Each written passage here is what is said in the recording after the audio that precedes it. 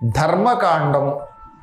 ఈ ధర్మకాండము ఉత్తర ప్రేతకల్పము, పూర్వ ప్రేతకల్పము అని రెండు ఉంటాయి.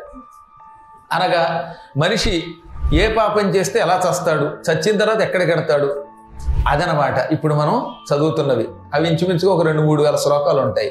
అవి మాత్రమే చచ్చిపోయినప్పుడు చదువుతారు. అది కూడా పూర్వఖండమే చదువుతాడు. మళ్ళీ ఇవి ప్రేతఖండంలో కూడా, ఈ ధర్మఖండంలో కూడా ప్రేతకల్పంలో మొదటి భాగం చదువుతున్నాడు, రెండో భాగం మానేశాడు. 19,000 శ్లోకాల్లో 10,000 శ్లోకాలు ఆచారం. పూర్వ ప్రేతకల్పం 3,000, ఉత్తర ప్రేతకల్పం 3,000, వెరసి ధర్మకాండము 6,000 శ్లోకాలు. ఇంకెన్ని 3,000 శ్లోకాలు. దానికి బ్రహ్మకాండము అని పేరు. బ్రహ్మజ్ఞానం పొంది పునర్జన్మ పొందకుండా చెయ్యడానికి అద్భుతమైన విషయాలు శ్రీ మహావిష్ణువు చెప్పాడు. వెరసి 19,000 శ్లోకములతో ఉంటుంది గరుడ పురాణం.